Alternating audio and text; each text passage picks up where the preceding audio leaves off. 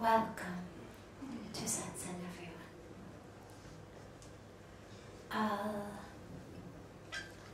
I'll start with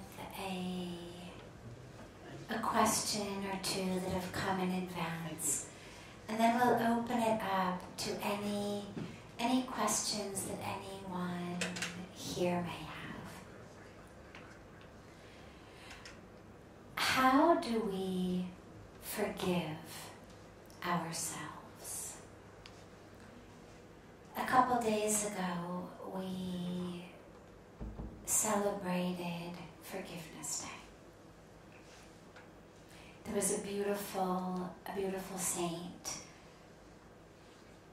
Puja Sri Taran Sagarji Maharaj, who's a beautiful saint who passed away just very recently. And his goal, his wish, had been to have a day dedicated to forgiveness. And so in his honor, we started celebrating World Forgiveness Day. And it was a day in which we spoke about forgiving others. But how do we forgive ourselves? Which is even more important. Because of course, until we forgive ourselves, until we find love for ourselves, peace within ourselves, we have nothing really we can offer the world. And so the first and most important element of it is compassion. We speak so much about compassion for others, but we don't speak about compassion for ourselves. And it's so sad because when we talk about love the world, have compassion for the world, we have all of these statements, and we forget that we are also in that world.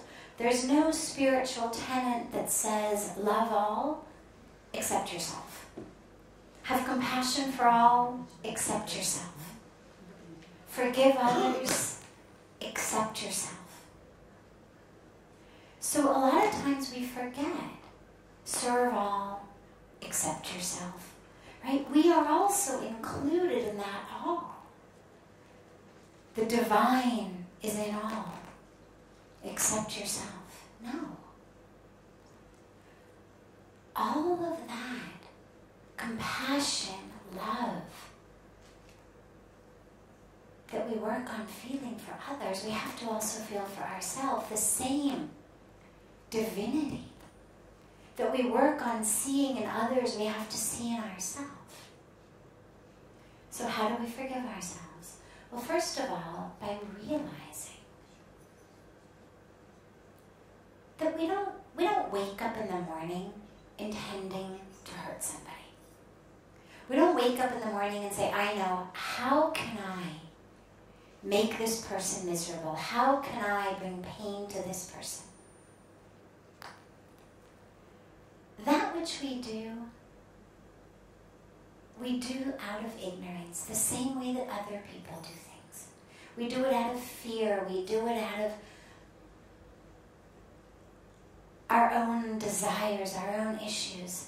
As nobody else can give us what they don't have, we can't give others what we don't have. And so if we don't have the ability, or we didn't in that moment, to access patience, love, compassion, caring, we can't give that to the world. As I always explain, right, about the air conditioners, it's only got cold air. That's what it's going to blow because that's all it has. Not because it's trying to give you pneumonia, not because it's trying to give you a bronchial infection, not because it's trying to make you sick, but simply because it's an air conditioner. It has cold air. Appropriate and helpful sometimes, inappropriate and damaging other times. Similarly, if what I have through the world in which I grew up, through my family of origin, through my sanskaras, through my spiritual practice, is patience and love and compassion, it's what I'm going to be able to give to the world.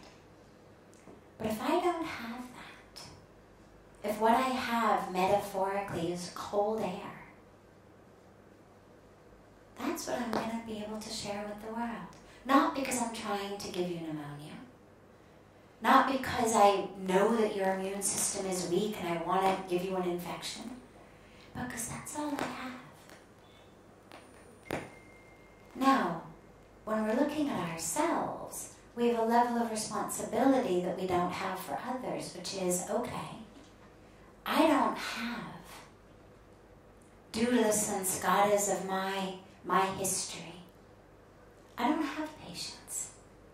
I don't have compassion. I don't have love. I don't have an inner sense of worthiness that enables me to move through the world full and whole and complete. I move through the world empty. Therefore, I need you to act in a certain way, treat me in a certain way, behave in a certain way that makes me feel full. And when you don't, I have a fit. Now, if I know that about myself, doesn't mean it's my fault, doesn't mean I'm a bad person.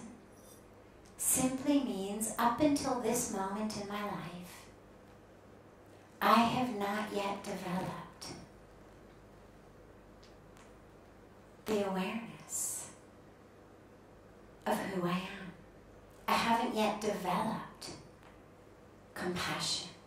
I've got a lot of passion maybe, but not enough compassion. Hasn't yet developed it. Well, okay. When you know that about yourself, that's great. It means this is what I need. So I forgive because not forgiving myself is just keeping me stuck. It's keeping me stuck in the past. I did that. That was wrong. Okay. But I'm no longer that person.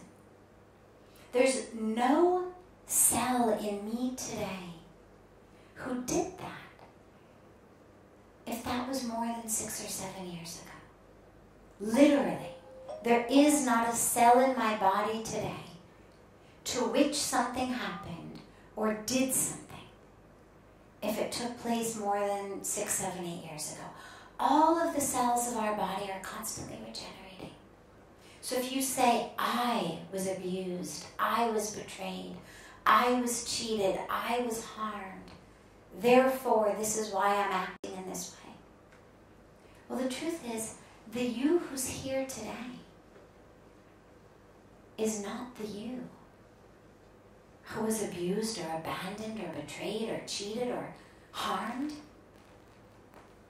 You literally cannot show me the you to which that happened, which means we need to move on. But the only way to move on is through changing our thought patterns. The only thing that is connecting me to that from the past is my own patterns of thought. And so we have to change those. And if it wasn't that many years ago, if it was more recently, still, we're in now, not in then. One of the core teachings of the practice of meditation or any spiritual practice is all about being in the present, right? Mindfulness. Whatever religion we come from, whatever culture we come from, whatever spiritual tradition we come from, they all emphasize, be here now, be in the present, mindfulness. Why? Because I cannot be happy or be peaceful yesterday or tomorrow. Impossible, you cannot do it. You only can experience peace and happiness right here, right now, in this breath. So if I can't be here, because my mind is in yesterday and tomorrow, if I can't be here, then I have no chance at experiencing peace and happiness, let alone enlightenment or spiritual awakening. And so if I'm going to be attentive to now, to here, I have to be able to let go of the past, whether it's what someone did to me or what I did to them. But that doesn't mean, as I said the other night on World Forgiveness Day, that we leave our common sense at the door. It doesn't mean we don't learn lessons. It doesn't mean that we absolve ourselves of acts done out of ignorance that we keep perpetuating. It's not about, I'm going to keep doing bad things and then be in the now, forget them. Or just keep coming back and having a bath in Ganga. Wash it away, right? Go to confession, wash it away. No, it's not like that. Once we were abroad, I won't give any identifying possible details, but we were abroad. And with a group of religious leaders and being fed some sweets, and I said, I wouldn't eat those. I think they probably have eggs in them. And in our tradition of vegetarianism, it means also we don't eat eggs. Eggs are considered a non-vegetarian food. And one of the people there said, oh, that's okay. I'll just have a bath in Ganga when I get back. And the rest of us kind of looked at each other with, I don't think it quite works exactly like that. So absolving ourselves is not, I'm going to do something that I know is wrong because I know that I'm going to then just be focused on the now and, well, it won't be the now an hour from now, so I can forget about it. Or I'm then going to just practice self-forgiveness or have a bath in Ganga or go to confession. It's not like that. The forgiveness comes with learning the lesson. And the lesson in the case of others is, where am I getting harmed? And how to prevent that in the future. And the lesson with ourselves is, how do I develop the patience compassion, the love, the wholeness that is required to move through the world in a way that I'm not harming other people. If we do yoga, any form of yoga, Patanjali gave us 8 limbs of yoga. Well, long before you get to asana and pranayama, the very first limb is the yamas. And then the niyamas, the do's and the don'ts. Well, the very first yam, ahimsa, non-violence, doesn't just mean I don't take a gun and go out and kill people. It means in word, in thought, in action. But in order to do that, I have to find that yoga, that union. It's not just about sitting on my hands so I don't hit someone. It's not just about taping up my mouth so I don't speak badly. It's about actually finding that union of body, mind, spirit, so that I am not moving through the world in a way that harms others. And we give it to God. At the end of each day, before we sleep, Pujya Swamiji gives a beautiful teaching about the end of the day. Before we sleep, introspection. What did I do this day? Look at the balance sheet. What are my plus points? What are my minus points? And we give them all to God. The plus points, of course, because it's grace through which it happened. And the minus points because we ask God to take them. But along with asking God to take them, we pray for the strength not to do it again. It's not, God, take these so I can do it again tomorrow. It's, take these and give me the strength that I don't do it tomorrow. Give me the strength not just so that I can change my behavior, but so that I can change who I am, how I think, that leads to the behavior. Because the whole goal of spiritual practice is not behavior modification.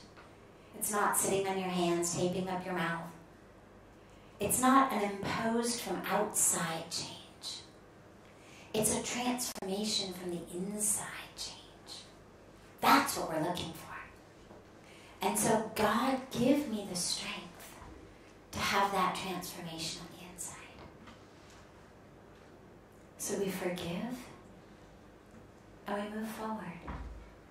Moving forward with that union of body, mind, spirit. That union of the self to the rest of the world. The union with the Creator and the creation. And when I'm really united with others, I'm not going to harm anyway. Because I'm not going to need something from them. And I'm not going to be taking out my stress on others. That's when we harm. Either I need something from you that you didn't give me, or I'm just generally stressed and you happen to be in the wrong place at the wrong time. In both cases, if I'm spiritually grounded, I'm not going to harm others.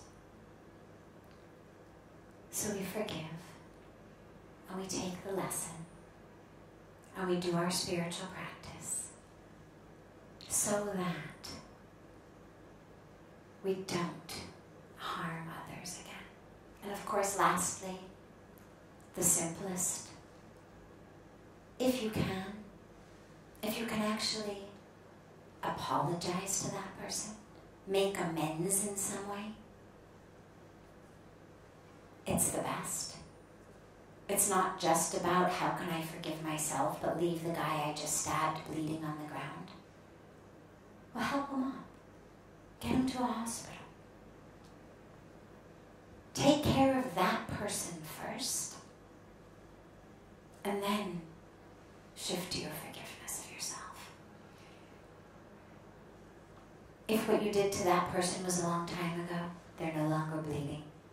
Nonetheless, they're probably bleeding in their hearts, as we know, from the impact on us of things that people did to us years ago.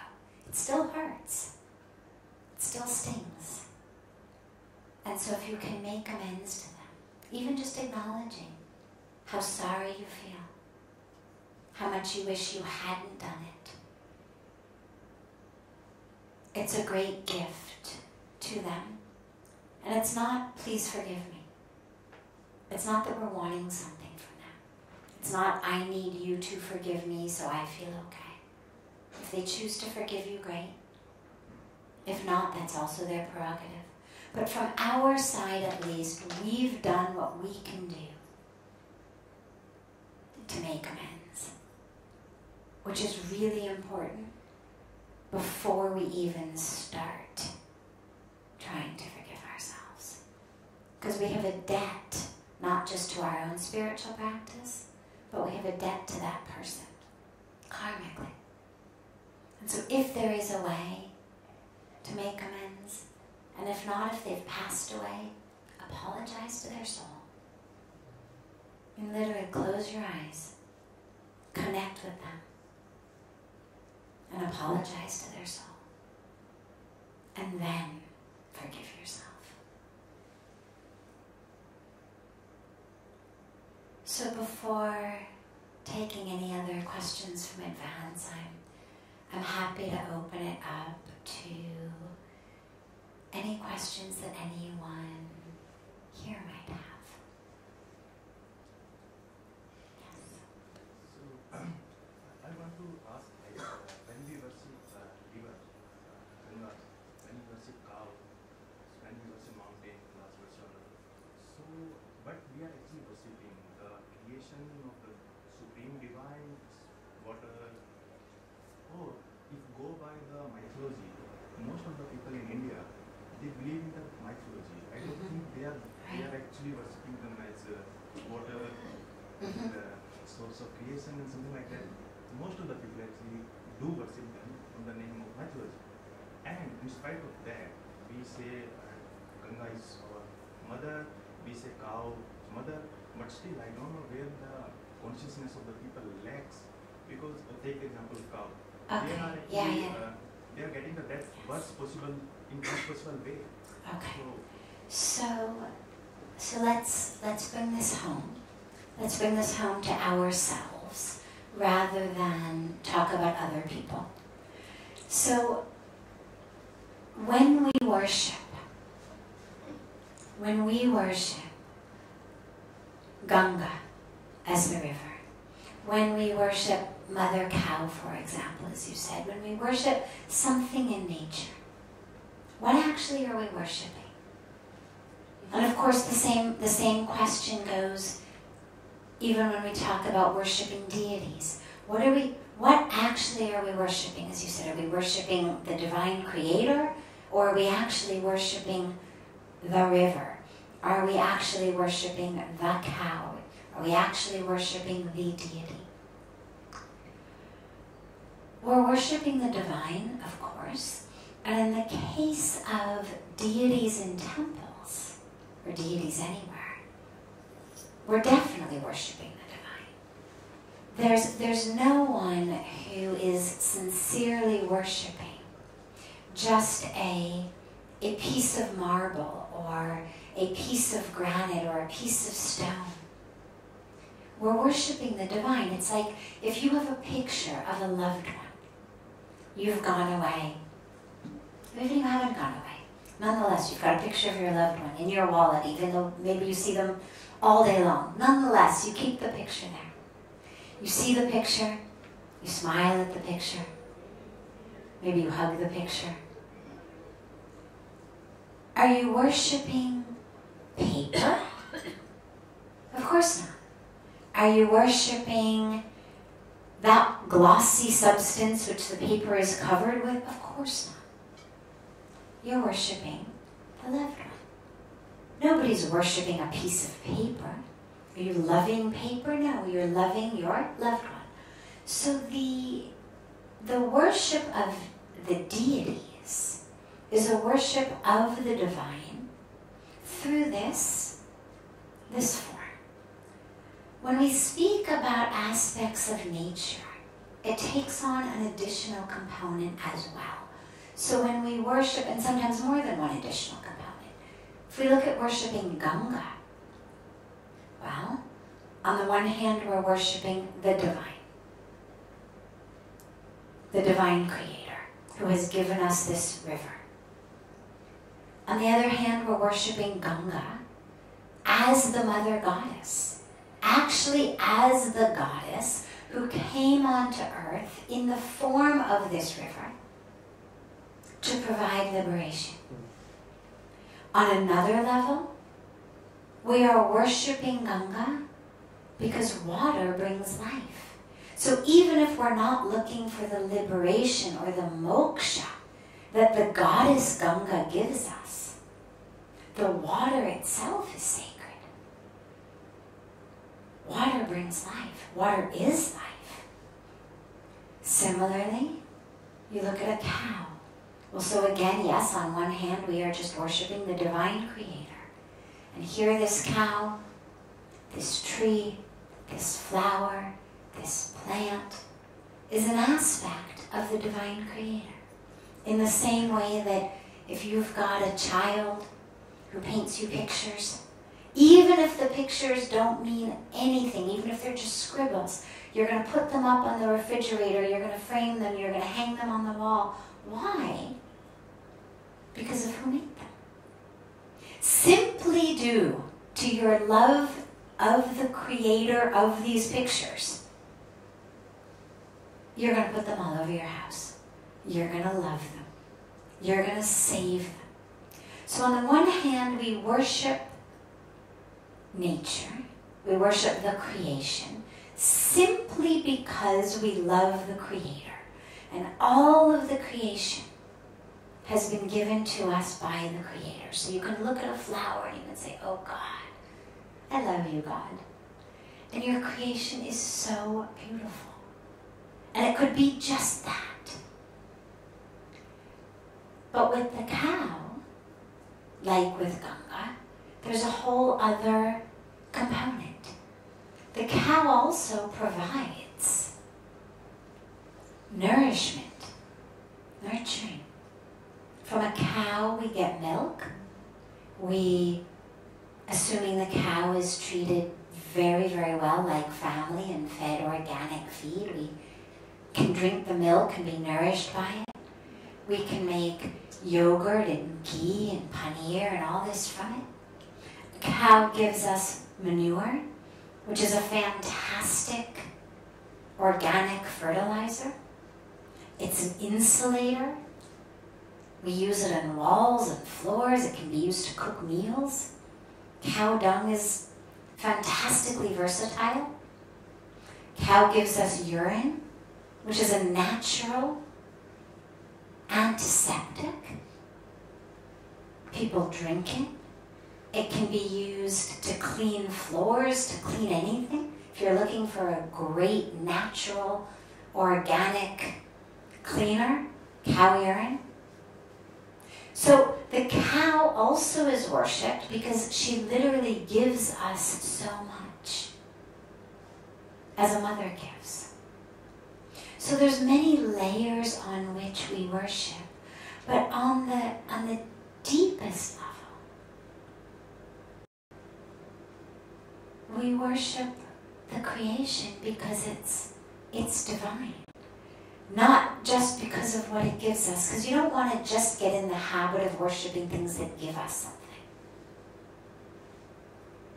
It's wonderful to also have an added element of gratitude for what the cow gives us, an element of added devotion. But I wouldn't want to get into a pattern of saying, well, I will worship aspects of creation that give me something. And so these flowers are just pretty, but basically they don't actually give us anything, so why not cut them all down? Well, no. We like flowers to stay where God put them, on their vines. We like nature to stay exactly where God put it. We want to take care of and protect it because the truth is it does all give us something. We just may not understand it. Turns out everything in nature, from a bee to a butterfly to tiny microbes, gives us something and is part of the web of life that gives us life. But on a purer level, even if we didn't know that, we love it and worship it because it's divine. And yes, you behind him had a question. Go ahead in the back. I'm going to just let him go just to give other people an opportunity. I was just thinking about, as common people, what can we do for cow when we see that when cow is giving everything, when cow is giving milk, we keep them and we worship them too. But when they're old, they're on the road hanging around, and nobody takes care of them. At the same time, they're eating plastic bags. Yes. Their condition is pathetic. It is. Cause accidents also for the people. So, I mean, it sounds fake to me sometimes that at one hand we say that we worship the cow, and the other hand, their condition is pathetic when they're not able to give us milk. So that's sad. Yeah, it's very sad, and it's a good point. What can we do? Yeah. Well, many things we can do.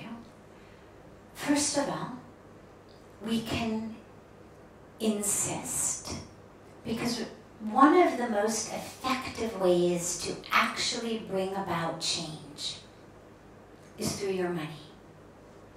We do a lot of petitions and picketing and letters and whatnot, but what we forget is actually that the vast majority of systems run financially. They run economically. If with our rupees, euros, dollars, we insist, for example, on buying milk that's organic. We insist on buying milk from companies that don't turn over their cows once they've stopped giving milk in order to become beef. Now that's going to be hard because there aren't a lot of companies, but they do exist. And what you'll find is that the more, it's the law of supply and demand. The more demand there is, the more supply there is. We can refuse to buy milk unless it's organic. I won't. I drink milk in this ashram. I drink milk in the home of some people we know in Mumbai who have their own cow and treat it very, very well. I'll drink milk on the ISKCON ashrams because they take beautiful care of their cows, and like we do run, you've got a bunch of cows and some of them are giving milk, some of them are too young to give milk, some of them are too old to give milk. So it's sort of 1/3 goshala, producing milk, 1/3 daycare center, 1/3 old age home. No one gets turned out. No one gets sent off to become beef. No one gets killed. Babies drink first. They get organic feed, right? So in that way, you can insist and be vegan everywhere else. So that's one way. Another way, buy products that are made out of cow dung and cow urine. Because if we can provide enough economic incentive for people to keep the cows alive and healthy, in order to be urinating, you have to be hydrated. Right? If your cow is dehydrated, it's not going to be providing urine. If the urine is gold,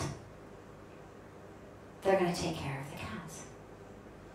So if we can provide more of an economic incentive, so rather than rushing out to buy chemical cleaners, better for you, Better for the environment, because then when it washes down your drain, it's not polluting the groundwater, it's not polluting your rivers.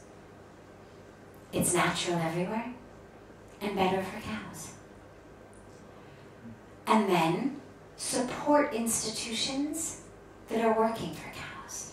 And so, for example, we're doing programs and projects that get cows off the street. We have a piece of land south of Rishikesh where we are keeping cows, bringing in veterinary care, and picking them up and taking them there. Now, tragically, the vast majority of the cows roaming the streets are not actually stray. The vast majority of the cows are actually cows from people who keep them, milk them in the morning, let them out in the daytime, bring them back in the evening.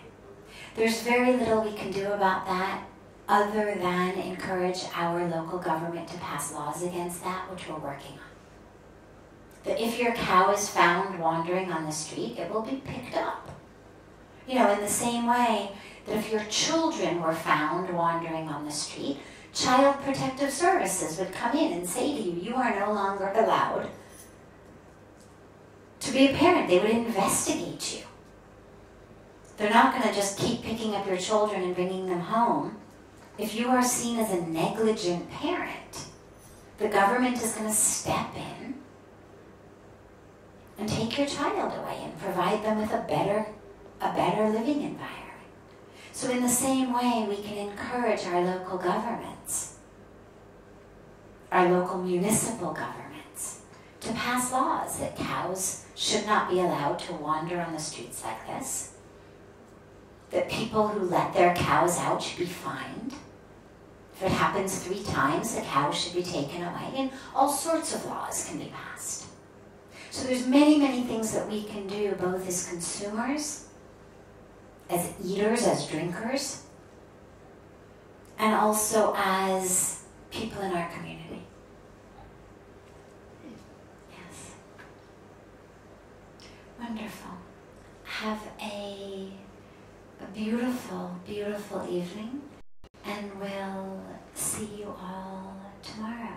And if you have questions that we didn't get to tonight, or that you feel hesitant to ask in public, you can feel free to get them to Lori, and she will get them to me in advance, and we'll take them in our upcoming satsangs.